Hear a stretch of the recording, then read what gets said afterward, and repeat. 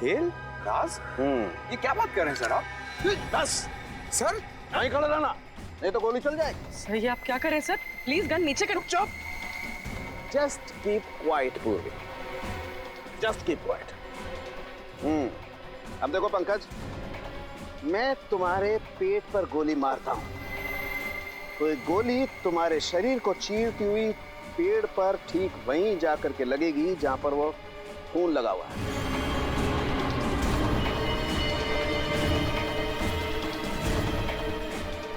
Right sir. Please sir को रोको, मेरे पैर कांप रहे हैं। सर ये क्या मजाक है? बिल्कुल चुप। पंकज जमीन पे लेट जाओ। लेट जाओ नहीं तो गोली मारूंगा। एक मिनट सर, लेट आओ। गुड। अब देखो पूर्वी, अब अगर मैं पंकज के पेट पे यहां से गोली मारूं तो गोली इसके शरीर को चीरती हुई कहां जाएगी? जमीन में जाएगी सर। एग्जैक्टली। सर रुक जाओ सालों के, नहीं तो गोली चला दूंगा मैं। ये गन रख ले बस। सर मैंने ऐसा क्या किया सर कि आप मेरी जान लेना चाहते थे? मैं तुम्हारी जान लेना नहीं चाहता पंकज, बल्कि मैं आप लोगों की मदद कर रहा हूं बॉस, इस केस को सुलझाने में। पंकज पर गोली चला के गोली मारी तो नहीं ना बॉस? उस दिन हम लोगों को गोली शायद इसलिए नहीं मिली क्योंकि हम लोग सोच रहे थे खूनी ने वैष्णवी पर जब वो खड़ी थी तब गोली चलाई, जबकि हकीकत ये है कि खूनी ने वैष्णवी की लाश पर गोली चलाई जब वो पड़ी हुई थी यहाँ जमीन पर। क्या उसकी लाश पे गोली चलाई उसने? सब फिर तो शायद गोली जमीन के नीचे होगी। बिल्कुल हो सकता है, खोद कर देखो।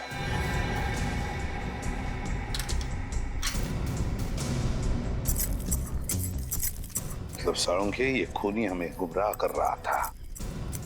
उसने गोली चलाई जिंदा वैष्णवी पर नहीं, वैष्णवी की लाश पर, और फिर उसके बाद में उसने उस पेड़ पर खून लगा दिया ताकि हमें लगे कि उसने जिंदा वैष्णवी पर गोली चलाई। सर गोली मिल गई। गोली मिल गई तो समझो खूनी भी मिल गया। वेरी गुड, फिर तो मिठाई खिलाओ यार। साळुंखे पहली मिठाई तुझे खिलाऊंगा क्योंकि खूनी तेरा दोस्त धनंजय है। धनंजय। क्या बात कर रहे हो यार तुम? हाँ धनंजय, क्योंकि ये गोली उसी गन की है जो गन हमें धनंजय के घर में मिली थी, समझे? धनंजय की गन?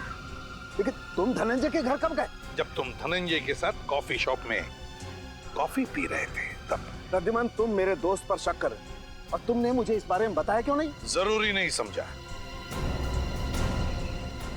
चलिए सर, धनंजय को गिरफ्तार कर लेते हैं। हाँ, धनंजय को तो कभी भी अरेस्ट कर सकते हैं, लेकिन ये बात किसी को भी पता नहीं चलनी चाहिए। याद रखना साळुंखे।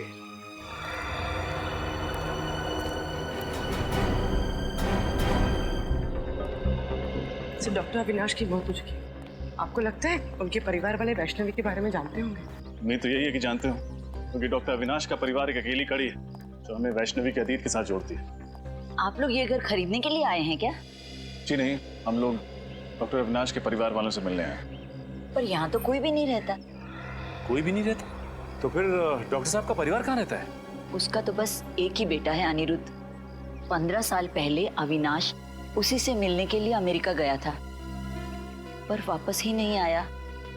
बस कुछ आया तो अनिरुद्ध का फोन कि उसके पापा की मौत हो गई है।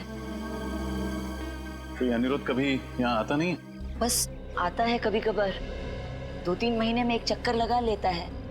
सुनने में आया है कि वो ये घर बेचने की सोच रहा है। अनिरुद्ध हर 2-3 महीने में एक चक्कर लगा लेता है यहाँ, अमेरिका से? नहीं, अमेरिका छोड़े तो उसे 2 साल हो गए हैं। आजकल इंडिया में रहता है वो। जी, आपके पास उनका कोई एड्रेस या नंबर है? नहीं, ज्यादा घुलता मिलता नहीं था वो किसी से, बस अपने काम से ही काम रखता है वो। Thank you. हमारे पास इतना वक्त तो है नहीं कि अनिरुद्ध के यहाँ आने का इंतजार करें। अंदर चल के देखते हैं, हो सकता है कोई नंबर या एड्रेस मिले।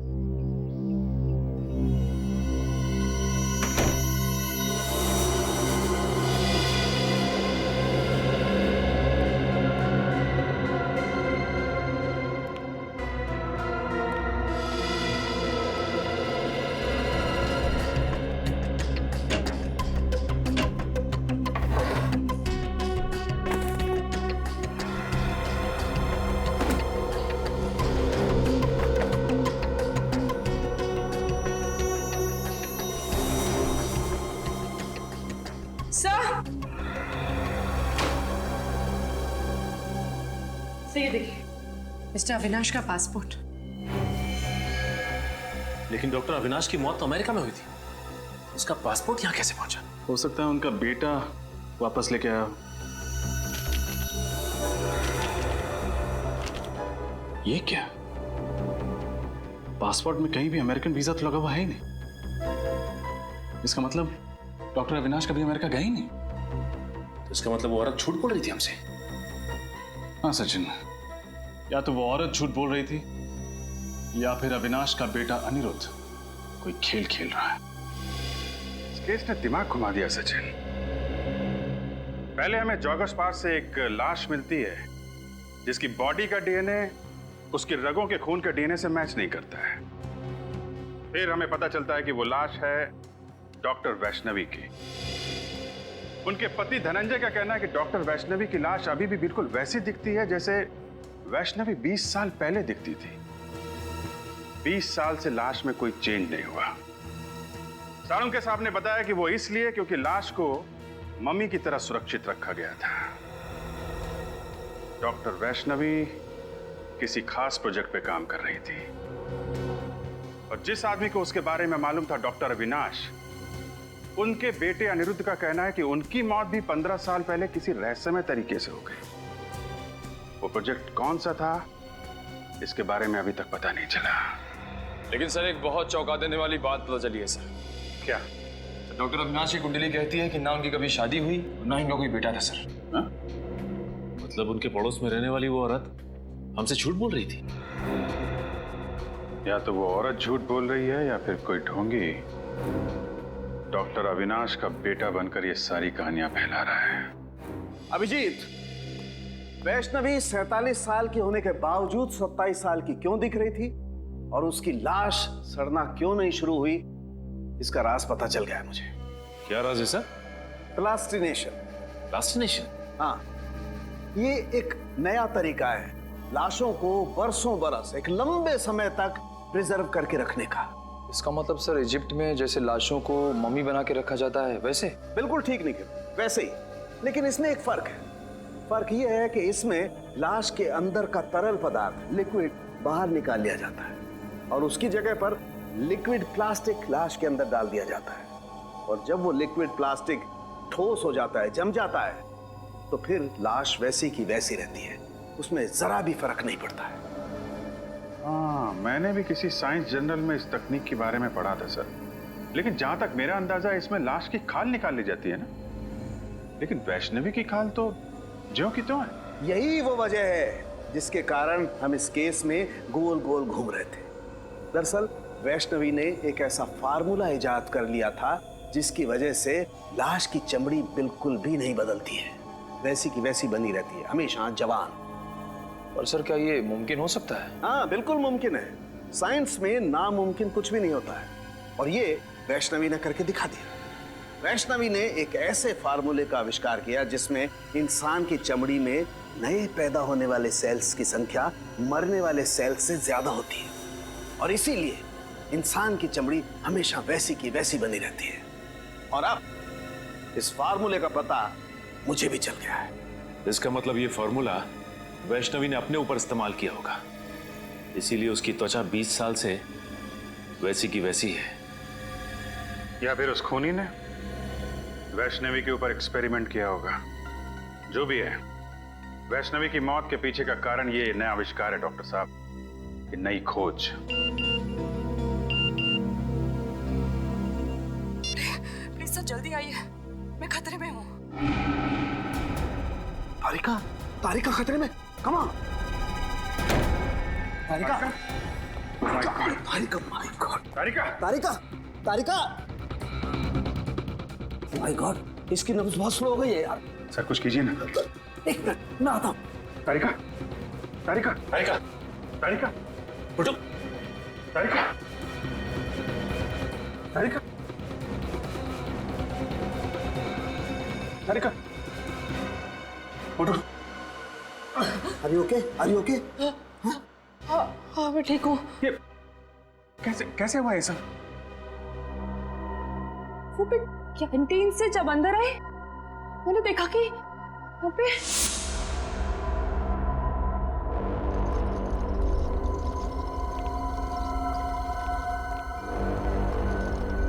अरे कौन हो तुम लोग और लाश को कहाँ लेके जा रहे हैं?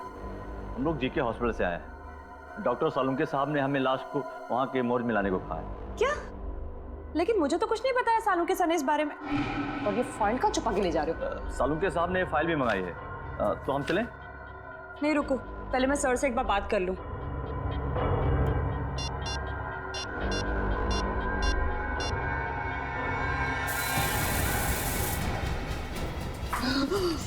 जब भी बात करना जब होश में आ जाना। Good night.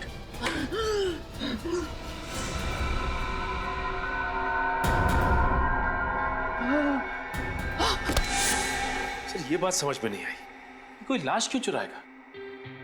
सचिन, वैष्णवी की लाश को पार्क में फेंकना और फिर यहाँ लैब से चुरा ले जाना, ये सब एक प्लानिंग थी। प्लानिंग।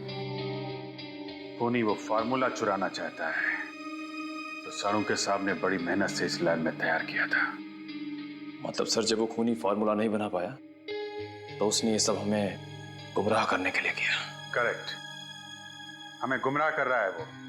हम उसके जाल में फंसते चले गए। लेकिन खूनी को ये बात कैसे पता चल गई कि सालुंके सर फॉर्मूला बना चुके हैं?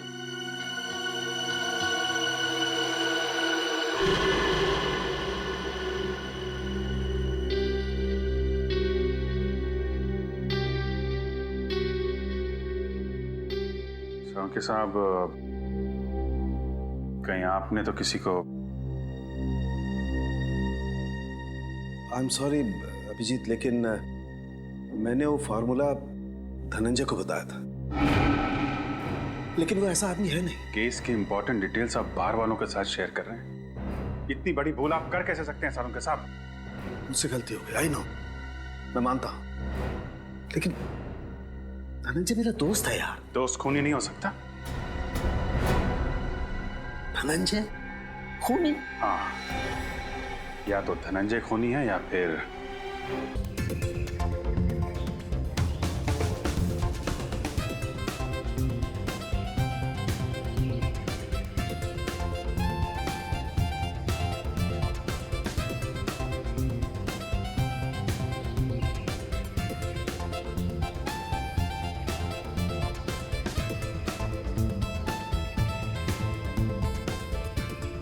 अरे क्या हुआ? रुक क्यों गए? बस आज के लिए इतना काफी है। इतनी जल्दी हार मान गए? अब उम्र भी तो हो गई है। हाँ, लगता है आखिरकार बुढ़ापे ने तुम्हें हरा ही दिया। चलो जूस पीते हैं। चलो। वैसे एक बात बताऊं, मैं तो अभी तक थका नहीं। मैंने तो तुम्हारे लिए झूठ बोला ताकि तुम्हें आराम मिल सके। हाँ हाँ, अब तो बहाने बनाओगे ही।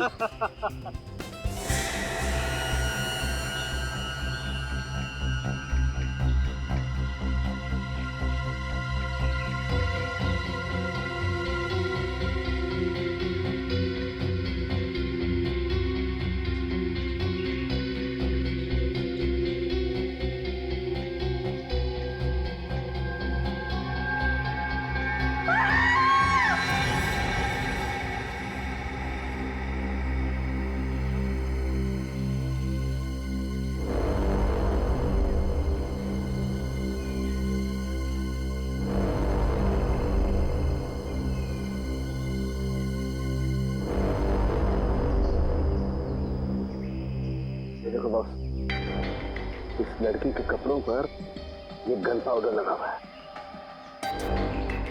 इसका मतलब साफ है, इस लड़की को बहुत नजदीक से गोली मारी गई है, ऑलमोस्ट पॉइंट ब्लैंक रेंज से।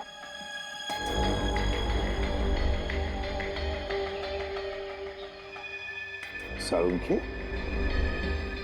यार एक बात अजीब है, जख्म के पास खून जमा क्यों नहीं? क्लॉटिंग क्यों नहीं हुआ खून का? यही बात मैं भी सोच रहा हूँ, ब्लड क्लॉटिंग क्यों नहीं है? Blood clotting sir? हाँ पंकज, ब्लड क्लॉटिंग। जब भी इंसान के शरीर में कहीं चोट लगती है तो दिमाग सिग्नल भेजता है चोट को ठीक करने के लिए, और इसलिए वो हिस्सा जहाँ पर चोट लगी है काला पड़ने लगता है, क्योंकि वहाँ पर खून जमा होने लगता है। इसी को ब्लड क्लॉटिंग कहते हैं।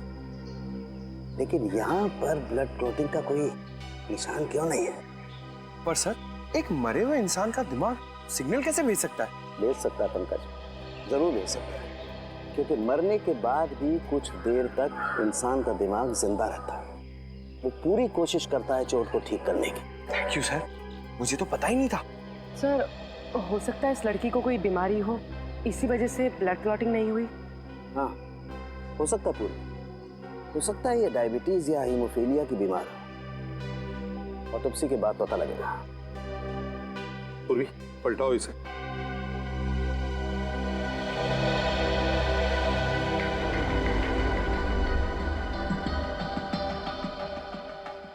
यार एग्जिट नीड तो है, गोली पीठ से बाहर निकली है, गोली बाहर निकली है।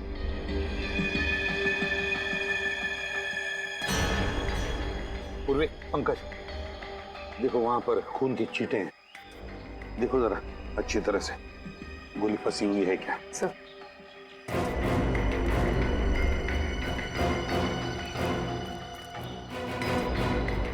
साउंड, एक बात बता, इस लड़की की मौत हुई कब? बस इसकी बॉडी में अभी तक राइगर मोर्टिस सेट नहीं हुआ, शरीर जकड़ना शुरू नहीं हुआ। इसका मतलब इसकी मौत ज्यादा से ज्यादा 3 घंटे पहले हुई होगी। मौत ज्यादा से ज्यादा 3 घंटे पहले? मतलब सुबह सुबह कोई इस लड़के को यहाँ पर लेकर आया, फिर इस पर गोली चलाई और यहां से निकल गया। वैसे इस पार्क में कोई वॉचमैन भी नहीं, तो इस लड़की को किसी ने देखा भी नहीं होगा। सारंगे, क्या हुआ? यार इस लड़की को देख के पता नहीं मुझे ऐसा क्यों लग रहा है जैसे मैंने इसे कहीं देखा है। तूने इस लड़की को देखा है? कहाँ देखा सारंगे? कहाँ देखा है? याद नहीं आ रहा यार कहाँ देखा है, लेकिन मैंने इसे देखा है। याद कर, तेरी याददाश्त तो इतनी जबरदस्त है, फिर भी तुझे याद नहीं आ रहा। याद कर, दिमाग में जोर डाल जरा। पता नहीं, लेकिन मुझे ऐसा लगता है जैसे कई साल पहले मैंने इस लड़की को देखा है। कई साल पहले? इसकी बचपन में देखा है क्या? प्रद्युमन, बचपन में देखा होता तो मैं इसकी शक्ल कैसे पहचानता यार? सारंगे फिर ये है कौन? देख, इसकी आईडी भी हमें नहीं मिली है कौन बेचारी, ये तो पता चल जाता। सर, सर अच्छी तरह से चेक कर लिया, कहीं पे कोई गोली नहीं। कहीं पर भी गोली नहीं मिली? नहीं सर। तो कहीं ये खूनी गोली लेकर तो नहीं गया?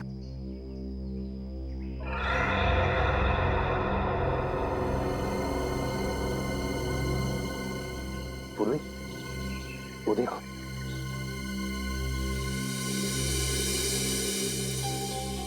ड्रेस। सर, ये तो फेमस डिजाइनर शमिता का टैग है। Famous designer Shamita? Shamita boutique?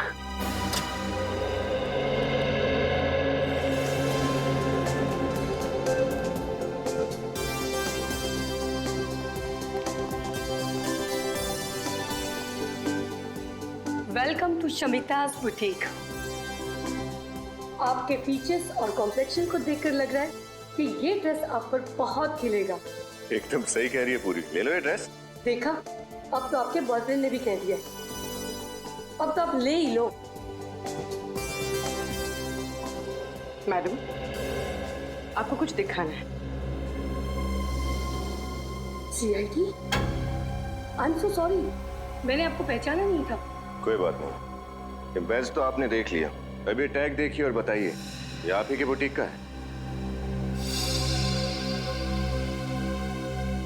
है नहीं, था।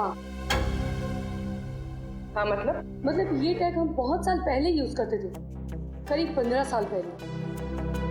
1998 के बाद हमारे बुटीक का लोगो बदल गया है, अब हम ये लोगो यूज करते हैं।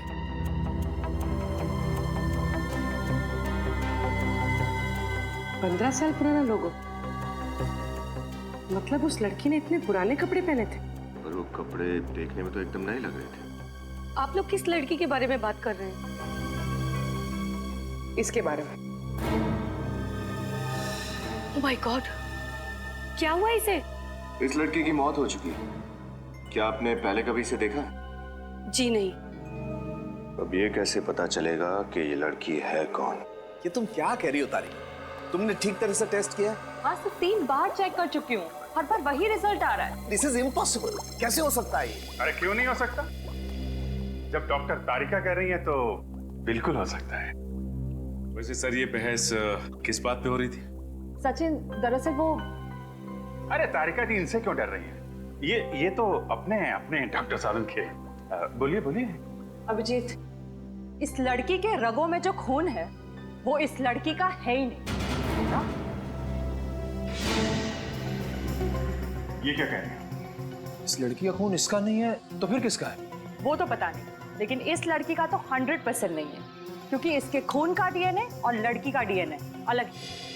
अगर ये खून इस लड़की का है ही नहीं तो इसकी रगों में आया कहां से खून? हाँ, अच्छा, जो लड़की के कपड़ों के ऊपर खून मिला और पेट पे वो खून, वो किसका है? वो खून है तो एक ही इंसान का, पता नहीं किसका है, लेकिन इस लड़की का तो बिल्कुल नहीं है। सर कहीं वो खून उसी खूनी का तो नहीं? शायद वो भी घायल हो गया हो। खूनी का होता तो लड़की के कपड़ों पे ही होता ना, इसके शरीर के अंदर कहां से घुस गया? ये कुछ और ही चक्कर है। एक और बात, इस लड़की को गौर से देखो।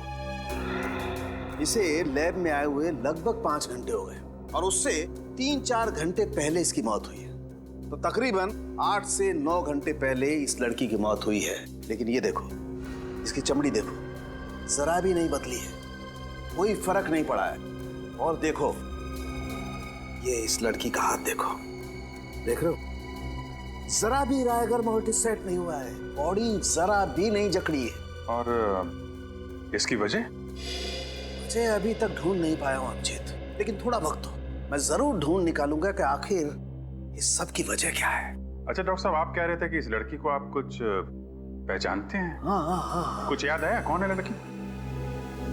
नहीं यार, बहुत दिमाग लड़ाया लेकिन याद नहीं आ रहा है आखिर ये लड़की है कौन।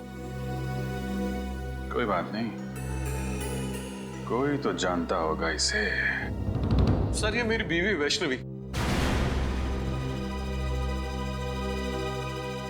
आपकी बीवी? Yes officer. पर इसे हुआ क्या है?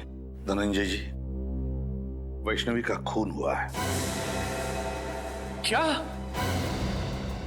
किसने मारा इसे? वही पता लगा रहे हैं हम। लेकिन एक बात बताइए, आखिरी बार कब मिले थे आप वैष्णवी से? 20 साल पहले। 20 साल पहले? 20 साल पहले वैष्णवी गायब हुई थी। मैंने इसे कहां नहीं ढूंढा, हर पुलिस स्टेशन, हर अखबार, हर जगह। सॉरी। अच्छा, एक बात पूछूं आपसे, आपकी शादी कब हुई थी? 23 साल पहले, 3 अक्टूबर 1990। हमारी लव मैरिज थी। मैं और वैष्णवी एक ही मेडिकल कॉलेज में पढ़ते थे। वैसे उम्र क्या है आपकी? 50 साल। 7 जून 1963 मेरी बर्थ डेट है। और वैष्णवी जी की? तकरीबन 3 साल छोटी थी मुझसे। 3 साल छोटी थी आपसे, मतलब 47 साल की उम्र थी उनकी, है ना? अच्छा, वैष्णवी जी का कोई फोटोग्राफ है 20 साल पुराना?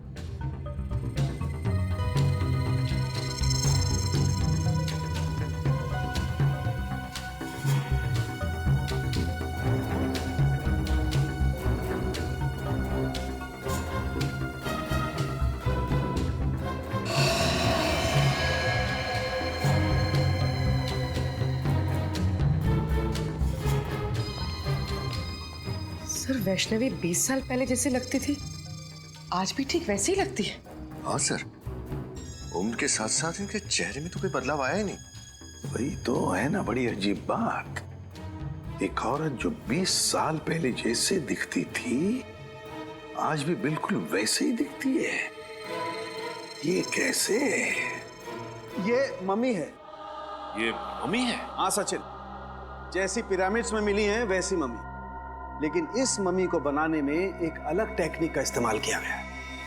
सर आप क्या कह रहे हैं, कुछ समझ में नहीं आ रहा है। मैं समझाता हूँ। देखो, ना तो इसकी स्किन का रंग बदला है, ना इसकी बॉडी ने सड़ना शुरू किया है, कोई डिकम्पोज नहीं हुई है, और ना ही इसकी बॉडी ने जकड़ना शुरू किया है। और तो और ग्रेविटी की वजह से शरीर का वो हिस्सा जो जमीन को छूता है काला पड़ना शुरू हो जाता है और वहां पर ब्लड मार्क्स आना शुरू हो जाते हैं, लेकिन इसके शरीर पे कहीं भी कोई ब्लड मार्क नहीं है। मतलब इसकी बॉडी पे समय का कोई असर नहीं हुआ? बिल्कुल सही है अभिजीत।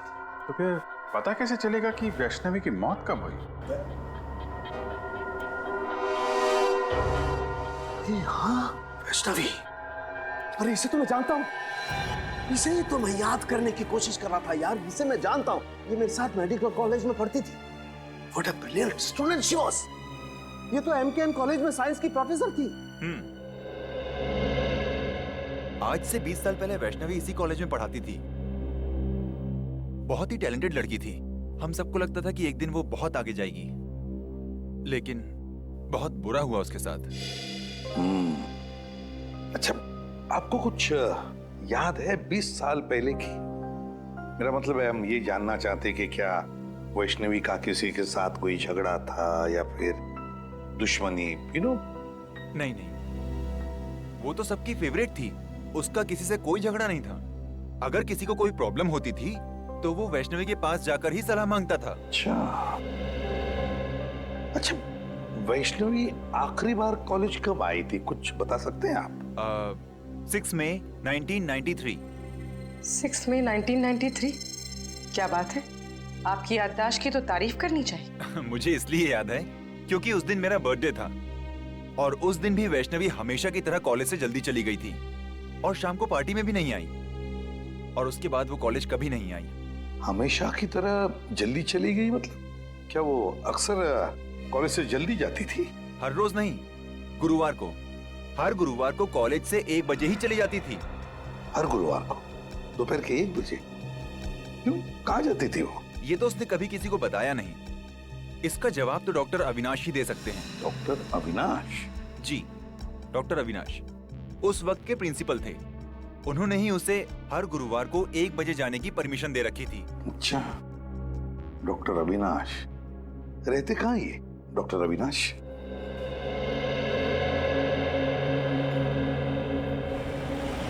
हाँ, ले दोस्त, कॉफी पी।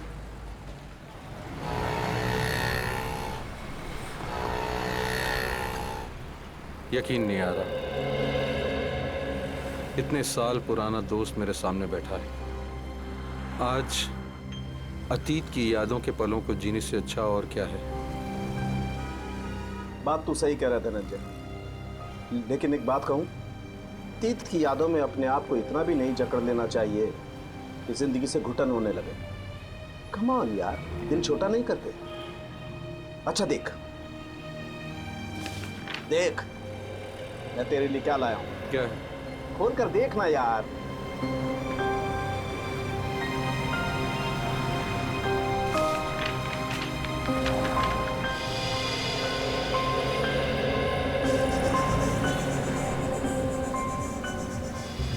ये फोटो तो हमारे कॉलेज के एनुअल डे फंक्शन की है ना? एग्जैक्टली। तूने अब तक संभाल के रखी है? अरे संभाल के नहीं रखूंगा, तू और वैष्णवी मेरे सबसे करीबी दोस्त थे यार। अच्छा, तू बोल रहा था कि वैष्णवी के कुछ रिसर्च नोट्स थे घर पे, तू लेके आया? हाँ। कहाँ है? मुझसे तो पढ़े नहीं गए। वैष्णवी की एक याद काफी है मेरी आंखें नम करने के लिए।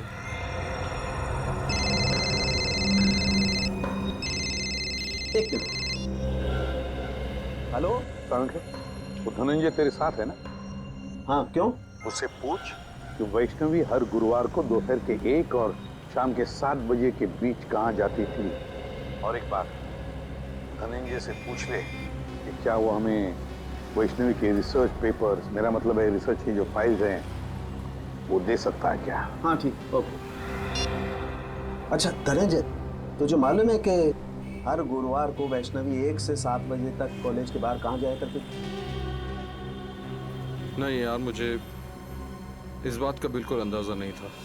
इनफैक्ट जब पुलिस इन्वेस्टिगेशन में मुझे इस बारे में पता चला तो मैं खुद हैरान था कि वैष्णवी ने इस बारे में मुझे बताया क्यों नहीं कभी। कमाल है यार, वैष्णवी ने ये राज तुझसे छुपा के क्यों रखा? ऐसी क्या बात थी? डॉक्टर अविनाश की तो मौत हो गई, वही एक बता सकती थी कि वैष्णवी हर गुरुवार को जाती कहां थी। सर, हाँ, वैष्णवी कहां जाती थी उसका जवाब शायद इन फाइल्स में। क्या है इन फाइलों में? वैष्णवी की रिसर्च रिपोर्ट। 20 साल पहले जिस पुलिस स्टेशन में धनंजय ने वैष्णवी के गायब होने की रिपोर्ट लिखवाई थी, वहीं से लेके आया। अच्छा, वेरी गुड। देखे तो सही है क्या इनमें।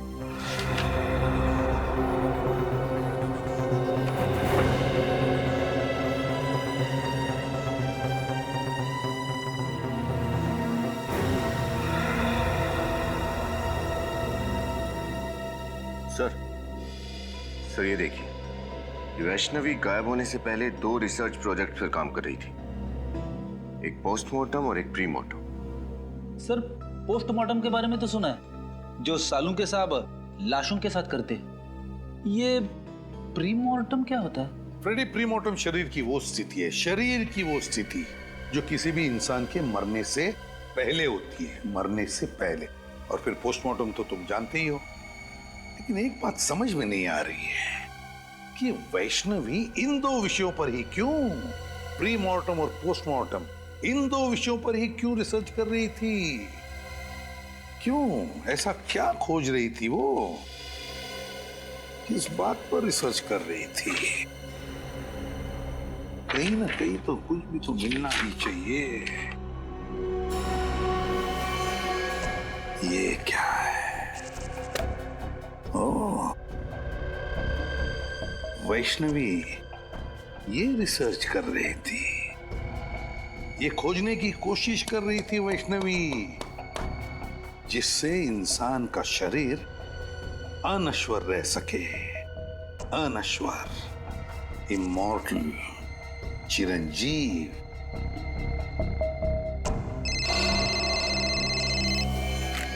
आसान क्या? ऐसी क्या बात बताना चाहते हैं आप कि आपने हमें यहाँ पर दोबारा बुलाया? कुछ ऐसी बात जो तुम सोच भी नहीं सकते। सर, वैसे तो ऐसी बहुत सारी बातें जो मैं सोच नहीं सकता, लेकिन आप बताइए ना, ऐसी कौन सी बात कहना चाहते हैं आप? पंकज, तुम्हारा खेल खत्म हो चुका है। हम तुम्हारा सारा राज जान गए।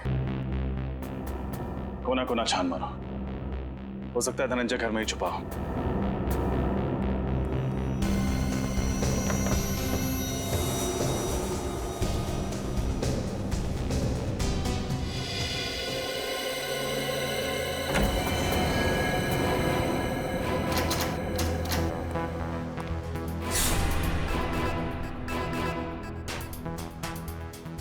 रजत, मेरी बात पे यकीन करो यार, मैं कह रहा हूं, मैं धनंजय को बहुत अच्छी तरह से जानता हूं, मेरा पुराना दोस्त है। वो वैष्णवी को नुकसान पहुंचाने के बारे में सोच भी नहीं सकता यार। आई एम सॉरी सर, इस वक्त आप एक दोस्त की तरह सोच रहे हैं, एक सीआईडी ऑफिसर की तरह नहीं। अच्छा, और उस वक्त तुम कहां गए थे जब रोमा की लाश को मेरे पास लेकर के आए थे और तुमने कहा था ये सीआईडी को पता नहीं लगना चाहिए सर? तब तुमने सीआईडी ऑफिसर के बारे में क्यों नहीं सोचा?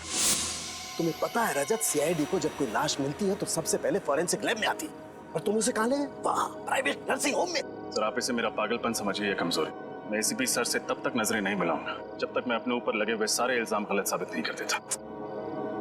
तुमने ठीक नहीं किया रजत। अगर कोई और इन सर्कमस्टांसेस में मेरी मदद मांगता, मैं उसे साफ मना कर देता। लेकिन तुम्हारे दिल में सीआईडी के लिए एक जज्बात है, अपनी ड्यूटी के लिए, एक फर्ज के लिए एक बात है। Let me see what I can do for you. क्या चाहते हैं सड़ों से? मैं आपका एहसान चुकाने के लिए इस खूनी को छोड़ दूं? फिर खूनी? ये खूनी की क्या रट लगा रखी है तुमने रजत? एक बार प्रूव हो जाने दो कि धनंजय खूनी है, फिर चढ़ा देना उसे सूली पर, चढ़ा देना तो। सर वो खूनी है कि नहीं ये तो तभी साबित होगा जब वो हमारे हाथ लगेगा। पता नहीं किस कोने में जाके छुप गया है।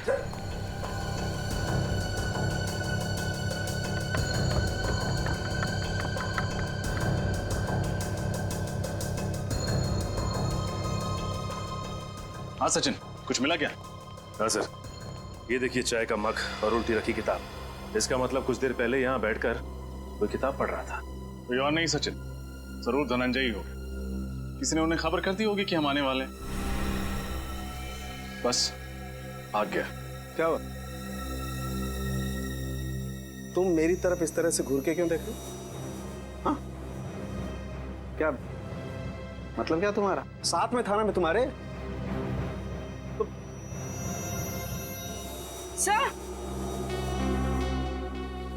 सर ये देखिए, टूटा हुआ वास।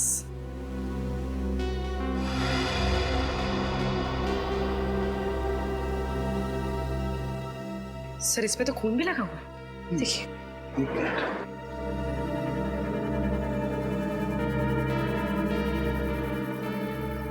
इस पे तो कुछ उंगलियों के निशान भी है। पूर्वी सर, एक काम करो, घर में देखो कोई टैल्कम पाउडर रखा, प्लीज। तो कहीं ये खून धनंजय का तो नहीं? धनंजय को कुछ हो तो नहीं गया? शायद धनंजय ने किसी को कुछ कर दिया। Sir thank you. मुझे तो लगता है कि धनंजय यहाँ बैठ करके चाय पी रहा था और किसी ने इस वास से उसके सर पे वार किया और उसे किडनैप कर लिया है।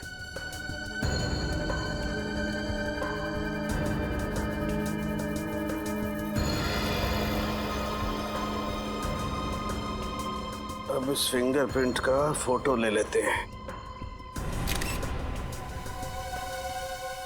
अब पुलिस रिकॉर्ड में मैच करके देखते हैं, पता चल जाएगा आखिर ये है कौन।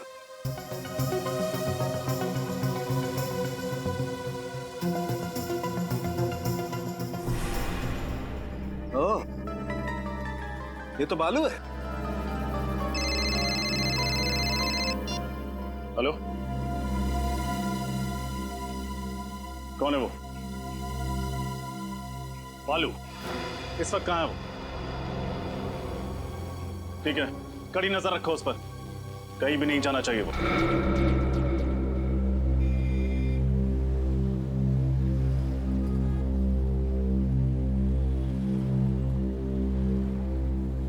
चलो भाई, तुम जाओ।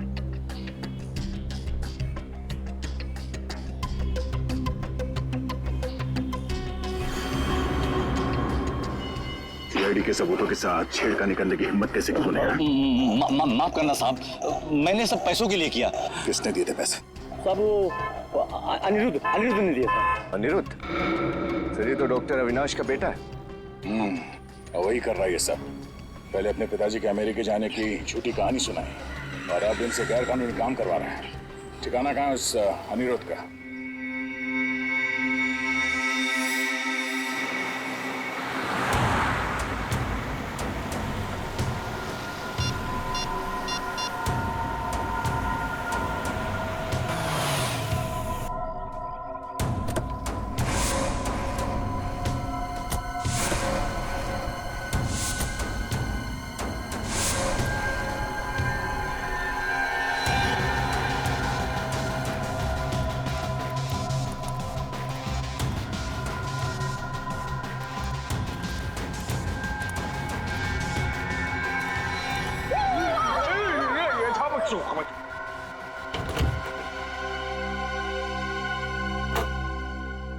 कौन हो तुम?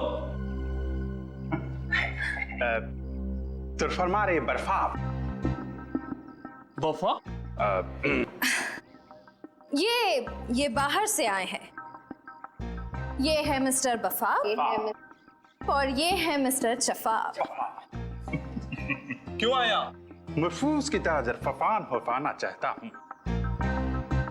मूछ की तरह जवान होना चाहते हैं।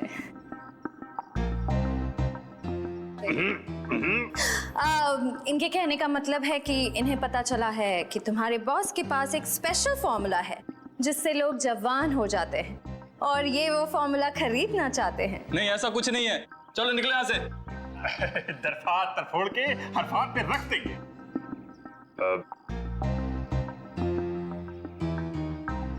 देखो, इन्हें बहुत गुस्सा आ रहा है। ये बहुत बड़े साइंटिस्ट हैं, बहुत पैसा भी है इनके पास।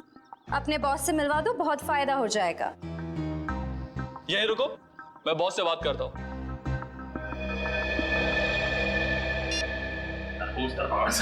सर फोड़ने का सर। नहीं, वेट करो। तरफोड़ कंट्रोल।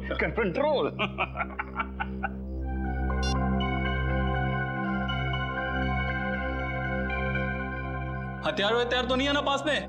हथियार? अब हर्फ हथियार? हर्फ हथियार की जरूरत नरफी। हर्फ हमारा हरफात, हर्फ हथियार। आइए स्वागत है आपका। मुझे वैज्ञानिकों से बातें करना बहुत अच्छा लगता है। क्या सेवा कर सकता हूँ मैं आपकी? सेवा तो हम आपकी करेंगे। सिर्फ हमको जरफेल की हरफ अंदर, चरफक्की, फिर फिसिंग। ये कह रहे हैं कि आपके सीक्रेट फॉर्मूला की खबर इन्हें लग चुकी है। आप जैसे ब्रिलियंट और जीनियस साइंटिस्ट की तलाश ये करते रहते हैं। Thank you. आपका वो सीक्रेट फॉर्मूला ये खरीदना चाहते हैं। पर वो फॉर्मूला बिकाऊ नहीं है। सॉरी। दरफात तरफोड़ के हरफात में रख देंगे। ये कह रहे हैं कि हर चीज बिकाऊ होती है, बस सही दाम देने की जरूरत होती है। फिर तो मुझे इस फॉर्मूले के 100 करोड़ रुपए चाहिए। हाँ? सरफों का फूल। तैयार हैं आप? दूर दरफात तरफोड़ के मंजूर है, 100 करोड़ देने के लिए तैयार है। मगर ये देखना चाहते हैं कि आपका वो सीक्रेट फॉर्मूला काम करता भी है या नहीं। करता है। जाओ लेके आओ। 15 साल की मेहनत है उसमें। ऐसा काम करता है कि बहुत जल्द इस दुनिया में बूढ़ा इंसान दिखाई नहीं देगा। हर तरफ जवान ही जवान, बच्चे ही बच्चे।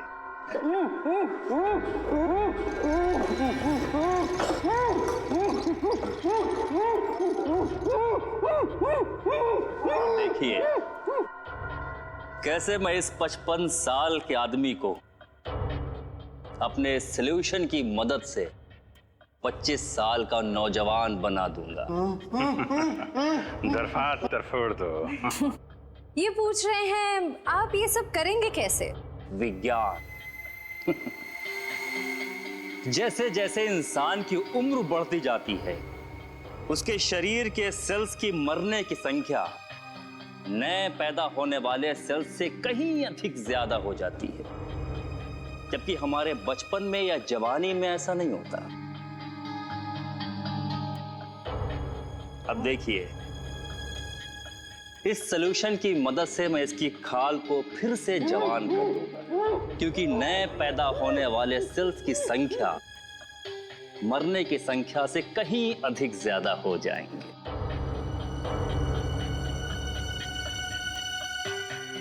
बस डॉक्टर अविनाश, समझ में आ गया आपकी जवानी का राज। ये हिंदी कैसे बोलने लगे? हिंदुस्तानी है तो हिंदी तो बोलेंगे ही डॉक्टर अविनाश। सीआईडी? पकड़ो इसे।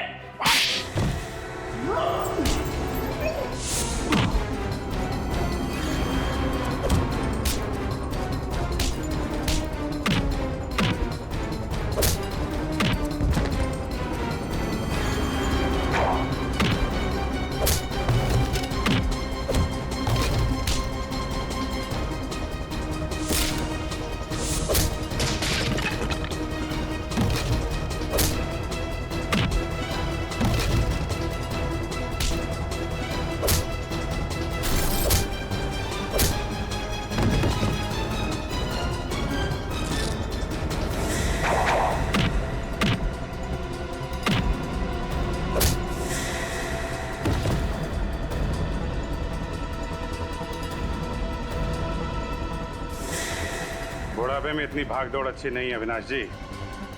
ब्यूरो चल के आराम कर लीजिए।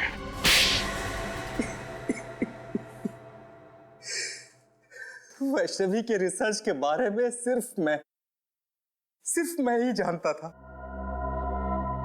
ये रिसर्च उसके लिए इतनी अहम थी कि उसने डॉक्टर धनंजय को भी उसके बारे में नहीं बताया था। और तुमने क्या किया?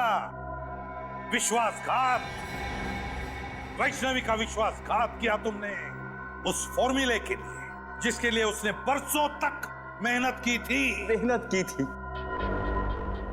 लेकिन सर, पर कोई भी रिसर्च बिना पैसे के पूरी नहीं होती सर। उसके एक्सपेरिमेंट का सारा खर्चा मैंने उठाया था। उसे खुफिया लैब बना के दी ताकि वो बिना किसी रोक टोक के पूरी शिद्दत और मेहनत से अपने जुनून में सफल हो सके। और जब वैष्णवी सफल हो गई तो तुम लालची हो गए। तुमने सोचा क्यों ना वो फॉर्मूला लेकर नाम और पैसा खुद ही कमा लूं, है ना? लेकिन जब उसने फॉर्मूला देने से मना कर दिया तो मैंने उसे मार डाला और उसी को लाश को प्लास्टिनेट करके उसी पर एक्सपेरिमेंट करने लगा। एक्सपेरिमेंट क्यों? वैष्णवी की मौत के बाद फॉर्मूला तुम्हारे हाथ नहीं लगा? नहीं, क्योंकि उसने मरने से पहले वो कागज को नष्ट कर दिया था। मैं 20 साल तक नाक रगड़ता रहा, लेकिन वो केमिकल मुझसे नहीं बनी। ओ, एक और सफलता।